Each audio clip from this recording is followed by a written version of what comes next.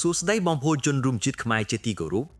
តើវាជារឿងចៃដន្យឬជាបណ្ដាសាមរណៈដែលកំពុងតាមលងបន្លាយប្រទេសថៃឲ្យធ្លាក់ចូលក្នុងជ្រក់នៃសេចក្តីវិនាសក្នុងថ្ងៃតែមួយសោះសំឡេងផ្ទុះដោយគ្រាប់បែកបានកក្រោកកណ្ដាលក្រុងធ្វើឲ្យភ្ញៀវទេសចររត់ចៃជើងគ្នាទាំងដង្ហើមចង្រិតក្នុងពេលជាមួយគ្នាវិបត្តិសេដ្ឋកិច្ចបានរុញច្រានឲ្យថ្នាក់ដឹកនាំដឹកជញ្ជូនសម្រក់ទឹកភ្នែកមុខកាមេរ៉ាអ្វីដែលកាន់តែភ្ញាក់ផ្អើលនោះគឺការទះកំភ្លៀងផ្លូវច្បាប់យ៉ាងចាក់ដៃពីសំណាក់រាជរដ្ឋាភិបាលកម្ពុជាយើងលើរឿង MOU 2000ធ្វើឲ្យមេតបថៃអង្គុយកៅអីលែងជាប់ញ័រជើងសារភាពកំហុសរឿងព្រំដែនទាំងបែកញើពុនក្របពោតហើយហេតុអ្វីបានជួយអនុទានត្រីចេញមុខសុំទោសប្រជាជនទាំងអាម៉ាស់សូមបងប្អូនទាញកៅអីអង្គុយឲ្យជាប់ហើយមកតាមដានទស្សនវិជ្ជាដ៏ព្រឺសម្បូរជាមួយខ្ញុំបាទស្រមោលអន្តការនៃបិសាចភ្លើងបានចេញមកវាយប្រហារប្រទេសថៃយ៉ាងសាហាវបំផុតផ្ទួនគ្នាមិនឲ្យដកដង្ហើមរួចសូម្បី1វិនាទីហើយគោលដៅទី1ដ៏កក្រោកគឺមហន្តរាយកណ្ដាលក្រុងលើយដែលធ្វើឲ្យប្រជាពលរដ្ឋថៃភ័យស្លន់ស្លោនិងវិវត្តដល់កម្រិតកំពូលបងប្អូនសាក់បិទភ្នែកហើយស្រមៃទៅដល់ឈុតឆាកក្នុងរឿង Hollywood ទៅមើលកណ្ដាលទីក្រុងដ៏មមាញឹកសន្តាគារដ៏ល្បីប្រចាំទីក្រុងឈ្មោះថាលើយ Orchid កំពុងតែមានភ្ញៀវទេសចរចេញចូលយ៉ាងអ៊ូអរសុកស្រាប់តែមានសម្លេងផ្ទុះលាន់កក្រាកញ័រមេឃញ័រដីប្រាំងក្រាំងចេញពីបន្ទប់ផ្ទះបាយនៅជាន់ផ្ទះដៃត្រឹមតែមួយពព្រិចភ្នែកអណ្ដាតភ្លើងដ៏កាយសាហាវពណ៌ក្រហមឆ្អៅដូចឈាមបានបាញ់ចេញមកក្រៃលេបត្របាក់បន្ទប់ផ្ទះបាយនិងឆាបឆែករៀលរដាលយ៉ាងលឿនសន្ធឹកចូលមកលេបត្របាក់កន្លែងទទួលភ្ញៀវតែមូលកម្ដៅភ្លើងដ៏ក្តៅហែងសឹងតែរលាយដែកបានដុតរោលកញ្ចក់អគារឲ្យបែកខ្ទាតសាយពេញផ្លូវឮសូរប្រេះផាំងទស្សនវិជ្ជាពេលនោះគឺក៏ក្រៅនឹងគួរឲ្យខ្លាចជាទីបំផុតភ្ញៀវទេសចរចម្រុះជាតិសាសន៍និងបុគ្គលិកសន្តាគារនាំគ្នាភ្ញាក់ផោលភ័យស្លន់ស្លោរត់បាត់ជើងសព្រាតរត់កាត់សេចក្តីស្លាប់វិវរពេញដងផ្លូវអ្នកខ្លះប្រវេប្រវាអូវ៉ាលីអ្នកខ្លះទៀតបោះបង់ចោលទ្រព្យសម្បត្តិរត់ចេញមកក្រៃទាំងប្រញាប់ប្រញាល់ដង្ហើមចង្រិតសម្រែកយំទួញសោកនិងសម្រែកស្រែកជួយផងបានបន្លឺឡើងខ្វែងខ្វាត់លាយឡំជាមួយសំឡេងស៊ីរ៉ែនរថយន្តទឹកចរាចរណ៍កណ្ដាលក្រុងប្រែទីកក់ស្ទះអ្នកបើកបរជន់ហ្វ្រាំងម៉ូតូឡានអូសកង់កុកគិតនឹងថ្នល់ឮសូរងឿតមនុស្សម្នាឈោមើលទាំងភាពតក់ស្លុតនិងញ័រព្រលឹងអ្នកស្រីម៉ាលីអាយុ45ឆ្នាំដែលជាបុគ្គលិកបោសសម្អាតសន្តាគារបានរៀបរាប់ទាំងទឹកមុខស្លេកស្លាំងសំឡេងញ័រទត្រើតថាព្រះអើយខ្ញុំមិនដែលឃើញអីគួរឲ្យខ្លាចបែបនេះទេខ្ញុំកំពុងតែជូតឥដ្ឋនៅជាន់ទី2ស្រាប់តែឮសំឡេងផ្ទុះរួចកម្ដៅភ្លើងនិងផ្សែងខ្មៅហុយខ្មួលខ្មាញ់ឡើងមកកញ្ច្រោតែម្ដងខ្ញុំធ្វើអីលែងត្រូវទម្លាក់អំបោចោលរត់ចុះមកក្រោមសឹងតែធ្លាក់ចន្ទាភ្លើងឆែកកំ លែងទទួលភ្ញៀវសន្ធោសន្ថៃខ្ញុំខំប្រឹងរត់កាត់ផ្សែងចេញមកក្រៅសឹងដាច់ខ្យល់ញ័រជើងអស់ហើយបងប្អូនអើយកងកម្លាំងពន្លត់អគិភ័យរាប់សិបនាក់ត្រូវបើកស៊ីរ៉ែនសម្រុកមកដល់ទាំងប្រញាប់ប្រញាល់ផ្សែងខ្មៅខ្មួនខ្មាញ់ហុយចេញមកក្រាក់ខ្មឹកសឹងតែមើលមិនឃើញមនុស្សកងកម្លាំងត្រូវប្រថុយជីវិតពាក់បំពង់អុកស៊ីហ្សែនដើម្បីសម្រុកចូលទៅក្នុងគំនរផែកនិងកម្ដៅភ្លើងដ៏សាហាវដើម្បីបាញ់ទឹកសង្គ្រោះនិងទប់ស្កាត់មិនឲ្យរាលដាលដល់បន្ទប់ស្នាក់នៅជាន់ខាងលើបងប្អូនក្រឡេកមើលទៅខាងក្នុងអគារតាមរូបភាពទាំងនេះទៅមើលទស្សនវិជ្ជាគឺរន្ធត់ខ្លាំងណាស់ខ្មៅងងឹតស្លុបគ្រប់កន្លែងគ្រឿងសង្ហារិមកៅអីសាឡុងជញ្ជាំងពីដានត្រូវបានភ្លើងដុតឲ្យរលាយខ្លោចសល់តែគ្រោងដែកនិងឈើដែលឆែករលួយមើលលែងយល់អគារពាណិជ្ជកម្មកូនកាត់ឈើនិងថ្មដ៏ស្រស់ស្អាតដែលធ្លាប់តែឈរស្គឹមស្កៃទាក់ទាញភ្ញៀវពេលនេះប្រែជាទីរហោស្ថាននិងគំនរផែកកណ្ដាលក្រុងត្រឹមតែមួយពព្រិចបងប្អូនអើយហេតុការណ៍ដ៏រន្ធត់ញាប់ញ័រស្មារតីមួយទៀតបានផ្ទុះឡើងកណ្ដាលរាជធានីបាងកកតែម្ដងគឺនៅក្នុងសង្កាត់បាងកាពីខណ្ឌហួយខ្វាំងទីក្រុងបាងកកដែលកំពុងតែមានសភាពអ៊ូអរសុកស្រាប់តែមានសំឡេងផ្ទុះលាន់កក្រាកប្រាំងក្រាំងចេញពីផ្ទះល្វែងមួយខ្នងត្រឹមតែមួយពព្រិចភ្នែកប៉ុណ្ណោះអណ្ដាតភ្លើងដ៏កាយសាហាវពណ៌ក្រហមឆ្អែវដូចឈាមបានបាញ់ចេញមកក្រៅតាមបង្អួចលេបត្របាក់ផ្ទះទាំងមូលយ៉ាងសន្ធោសន្ថែវបំផុតកម្ដៅភ្លើងបានជាក់ចេញមកក្រៅក្តៅហែងសឹងតែរលាយស្បែកធ្វើឲ្យប្រជាពលរដ្ឋថៃដែលរស់នៅតំបន់នោះភ្ញាក់ផ្អើលភ័យស្លន់ស្លោដល់កម្រិតកំពូល បងប្អូនមើលរូបភាពទាំងនេះទៅមើលទិដ្ឋភាពគឺរន្ធត់ខ្លាំងណាស់ផ្សែងពុលពណ៌ខ្មៅក្រោះខ្មឹកបានហុយខ្មូលខ្មាញ់ឡើងកប់ពពកបិទបាំងពន្លឺព្រះអាទិត្យជិតឈឹងប្រែคล้ายទីក្រុងដែលកំពុងភ្លឺស្វាងឲ្យទៅជាងងឹតស្លុបគួរឲ្យព្រីសម្បល់ត្រឹមតែប៉ុន្មាននាទីដោយសារតែទីតាំងកើតហេតុជាដំបល់ផ្ទះជាប់គ្នាប្រជាពលរដ្ឋរាប់រយនាក់បានរត់ចែកជើងគ្នាមិនទាន់ឡើយអ្នកខ្លះរត់ចេញមកក្រៅទាំងប្រញាប់ប្រញាល់អ្នកខ្លះទៀតប្រវេប្រវាអូវ៉ាលីទៀងយកកូនចៃរត់គេចយកប្រាណទាំងដង្ហើមចង្រិតសម្រៃយំទួញសោកនិងសម្រៃស្រែកជួយផងភ្លើងឆេះហើយបានបន្លឺឡើងខ្វែងខ្វាត់លាយឡំជាមួយសំឡេងកញ្ចក់បែកនិងរចនាសម្ព័ន្ធឈើបាក់ស្រុតប្រេះផាំងគួរឲ្យញ័រព្រលឹងភាពវឹកវរបានគ្របដណ្ដប់ពេញសង្កាត់ហាក់បីដូចជាថ្ងៃរលាលោកមកដល់អញ្ចឹងអ្នកស្រីសុផាអាយុ48ឆ្នាំដែលជាអ្នកជិតខាងនិងជាសាក្សីផ្ទាល់ភ្នែកបានរៀបរាប់ទាំងទឹកមុខស្លេកស្លាំងសំឡេងញ័រទៅត្រឺថា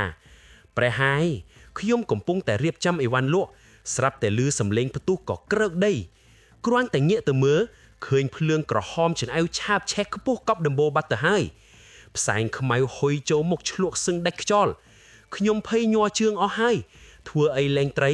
ទៀងបានតែដៃកូនស្រីរត់បាត់ជើងសព្រាតចេញមកក្រៅបើឡានទឹកមកយឺតតែ5នាទីទៀតម្លោះរលាយឆេះដល់ផ្ទះខ្ញុំនិងញាក់ភូមិខ្ទេចគ្មានសល់ទេទម្រាំតែកងកម្លាំងពន្លត់អគ្គីភីវាយសម្រុកទម្លាយការកកស្ទះនិងអូសទុយោទឹកចូលទៅដល់ទីតាំងកើតហេតុដើម្បីបាញ់ទឹកសង្គ្រោះប្រទេសទាំងមូលត្រូវបានបិសាយភ្លើងដុតរលាយសល់ត្រឹមតែក្រងឆ្អឹងខ្មៅក្រៀមក្រំនិងគំនរភ័ក្រទៅហើយទ្រព្យសម្បត្តិនិងរបស់របរប្រើប្រាស់ដែលខំរកទិញមក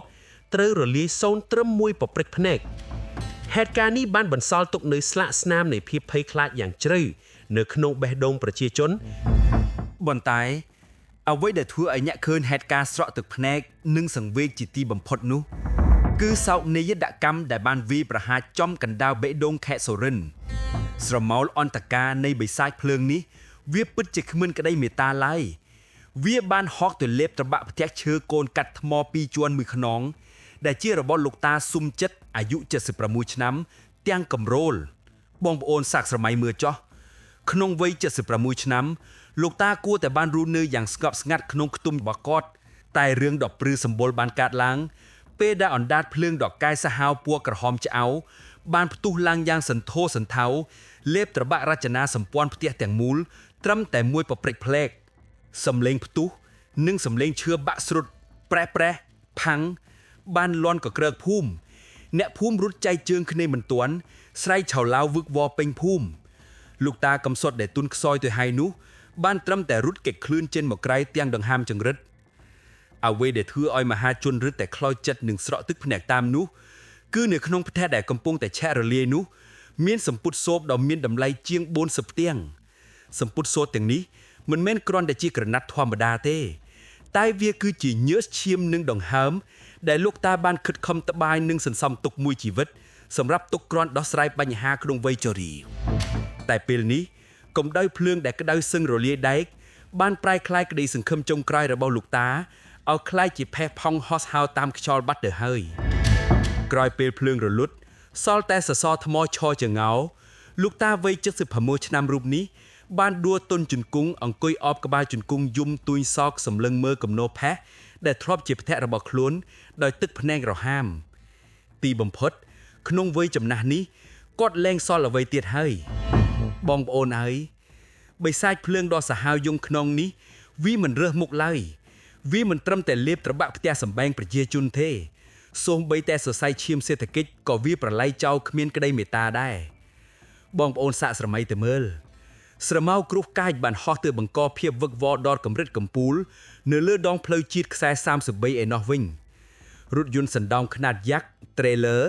មួយគ្រឿងដែលកំពុងតែបើកបរពេញទំហឹងដឹកទំនិញយ៉ាងធ្ងន់សុកស្រាប់តែអណ្ដាតភ្លើងបានផ្ទុះឆេះចេញពីក្បាលឡានយ៉ាងសន្ធោសន្ធៅកម្ដៅភ្លើងដ៏កាយសាហាវបានឆាបឆេះយ៉ាងលឿនធ្វើឲ្យតែកុងឡានត្រូវធាក់ទ្វារលោតចេញមកក្រៅរមៀលននៀលលើថ្នល់ដើម្បីគេចយកប្រាណទាំងដង្ហើមចង្រិតត្រឹមតែប៉ុន្មានវិនាទីសំឡេងផ្ទុះចេញពីធុងប្រេងនិងកង់ឡានខ្នាតធំបានលាន់ក៏ក្រាកញ័រដីប្រាំងដួងហាក់បីដូចជាក្របបែកផ្ទុះកណ្ដាលផ្លូវជាតិ ទិដ្ឋាគារពេលនោះគឺប្រែក្លាយជានិរោធលោកីភ្លាមអ្នកបើកបរឡានរាប់រយគ្រឿងផ្សេងទៀតដែលកំពុងតែដំណើរពីក្រោយនាំគ្នាភ្ញាក់ផ្អើលភ័យស្លន់ស្លោដល់ព្រលឹងចុងសក់ជួនហ្វ្រាំងអូសកង់កជិតនឹងថ្នាលលាន់សូងឿតវឺតផ្សែងកង់ឡាននិងផ្សែងភ្លើងពណ៌ខ្មៅក្រាស់ខ្មឹកបានហុយខ្មួលខ្មាញ់បិទបាំងពន្លឺព្រះអាទិត្យជិតឈឹងដោយសារតែខ្លាចកម្ដៅភ្លើងនិងការផ្ទុះបន្តបន្ទាប់អ្នកដំណើរនិងអ្នកបើកបរទាំងនោះមិនហ៊ានអង្គុយក្នុងឡានបន្តទេពួកគេបានសម្រេចចិត្តបើកទ្វាររត់បោះចោលឡានរៀងៗខ្លួនវឹកវរពេញដងផ្លូវចរាចរណ៍ត្រូវបានកាត់ផ្តាច់ទាំងស្រុងសំឡេងស្រែកឆៅឡៅនិងភាពភ័យតក់ស្លុតបានគ្របបន្ទាប់ពេញដងផ្លូវជាតិដ៏ធំមួយនេះចំណែកឯនៅខេត្តស្រះកែវឯណោះវិញវិនាសកម្មក៏មិនចាញ់គ្នាដែររថយន្តកាត់អំពៅដ៏ធំសម្បើម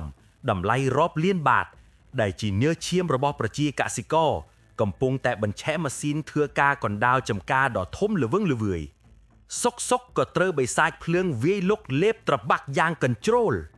ដោយសារតែចំការពេញទៅដោយស្លឹកអំពៅស្ងួតវាបានคล้ายជាប្រេងសាំងចាក់ស្រោចបន្ថែមលើអណ្ដាតភ្លើងធ្វើឲ្យរថយន្តទាំងមូលប្រែคล้ายជាដុំភ្លើងยักษ์កណ្ដាលវាលយ៉ាងសាហាវបំផុតកម្មករដែលកំពុងធ្វើការនៅក្បែរនោះនាំគ្នាភ័យញ័រជើងរត់បាតជើងសព្រាតស្រែកហៅគ្នាឲ្យជួយវឹកវរពេញចំការព្រោះភ្លើងឆេះរាវដាលលឿនដូចខ្យល់ទម្រាំតែរថយន្តទឹកមកដល់នឹងវាយសម្រុកពន្លត់ទាល់តែរលត់រថយន្តកាត់អំពៅដ៏ទំនើបដុតឡៃរាប់លានបាតនោះត្រូវបានឆេះរលាយខ្ទេចសល់តែក្រងដៃខ្មៅក្រៀមក្រំឈរច្រងៅកណ្ដាលគំនរភ័ក្រមើលលែងយល់ថាជារូបរាងអ្វីទៅហើយតែរឿងរ៉ាវដ៏ព្រឺព្រួយវាមិនទាន់ចប់ត្រឹមនេះទេបងប្អូនគិតថាមានតែភ្លើងមែនទេដែលកំពុងឡងបន្លាចទេសូម្បីតែមេឃសូម្បីតែសមុទ្រក៏កំពុងតែបញ្ចេញកំហឹងយ៉ាងសាហាវដែរគ្រោះធម្មជាតិបានតាមវាយប្រហារផ្ទួននៅតំបន់ឆ្នេរសុទ្ធហៀបខេត្តឈុនបុរីកណ្ដាលយប់ស្ងាត់ស្រាប់តែមានខ្យល់កន្ត្រាក់បោកបក់មកយ៉ាងកាចសាហាវផ្ដួលរំលំដើមឈើនិងបោកបក់រលកសមុទ្រខ្ពស់ដោយចង់លេបត្របាក់ទីក្រុងទាំងមូលភាពរន្ធត់ដល់កម្រិតកំពូលបានកើតឡើងនៅពេលដែលផ្ទះឈើមួយខ្នងដែលសាងសង់លយចូលទៅក្នុងសមុទ្រត្រូវកម្លាំងខ្យល់បោកទង្គិករហូតដល់សសរទ្រទ្រង់បាក់ខ្ទេចជាច្រើនដើមលុះព្រឹកឡើងខណៈដែលម្ចាស់ផ្ទះកំពុងតែភ័យញ័រខ្លួនរៀបចំជួសជុលសុកស្រាប់តែឮសំឡេងប្រេះក្រៀងផ្ទះទាំងមូលបានបាក់ស្រុតនិងដួលរលំកប់បាត់ចូលទៅក្នុងទឹករលកសមុទ្រទាំងស្រុងតែម្ដងនៅចំពោះមុខចំពោះភ្នែកម្ចាស់ផ្ទះដែលឈរស្រឡំកាំងស្រែកយំធ្វើអ្វីលែងត្រូវទ្រព្យសម្បត្តិរាប់សែនបាតត្រូវសមុទ្រត្របាក់យកទៅបាត់គ្មានសល់រឿងគ្រោះការឆេះផ្ទះសម្បាំងមិនទាន់ចប់ផងងាកមកមើលវិបត្តិសេដ្ឋកិច្ចវិញគឺកាន់តែវឹកវរនិងជិតដល់ចំណុចដួលរលំទៅហើយក្រោយពីរដ្ឋាភិបាលថៃបានឡើងថ្លៃប្រេងកប់ពពកធ្វើឲ្យទំនិញឡើងថ្លៃគ្រប់មុខប្រជាពលរដ្ឋត្អូញត្អែពេញប្រទេសកម្ដៅនៃកំហឹងនេះបានធ្វើឲ្យលោកបណ្ឌិតថងយូប្រធានសហព័ន្ធដឹកជញ្ជូនផ្លូវគោកថៃដល់ថ្នាក់សម្រក់ទឹកភ្នែកមុខកាមេរ៉ាដោយប្រកាសឡើងថ្លៃសេវាដឹកជញ្ជូនព្រោះទ្រាំរែកពន្ធការខាតបង់លេងរួចរដ្ឋាភិបាលទាល់ច្រកក៏ប្រញាប់លេងឆាកល្ខោនបង្កើតអ្វីដែលគេហៅថាមជ្ឈមណ្ឌលតាមដានសង្គ្រាមនៃមជ្ឈមបូព៌ារបស់ក្រសួងមហាផ្ទៃដើម្បីទម្លាក់កំហុសរឿងសេដ្ឋកិច្ចទៅលើបរទេសចុងក្រោយពេលទប់លេងជាប់លោកនាយករដ្ឋមន្ត្រីអនុទីនត្រូវបង្ខំចិត្តចេញមុខសំទោសប្រជាជនជាសាធារណៈនិងប្រញាប់ប្រកាសបញ្ចេញគម្រោងខុនឡាគ្រឿងភ្លឺអ្នកចេញពាក់កណ្ដាលរត់ចេញពាក់កណ្ដាលដើម្បីពន្លត់កំហឹងមហាជននេះសបញ្ជាក់ឲ្យឃើញពីភាពទន់ខ្សោយនិងការគ្រប់គ្រងដែលលែងមានប្រសិទ្ធភាពបងប្អូនអើយខណៈដែលប្រទេសគេកំពុងឆេះរលាយនឹងវឹកវរព្រះរាជាណាចក្រកម្ពុជាយើងបែរជាបង្ហាញភាពខ្លាំងនៅលើឆាកអន្តរជាតិ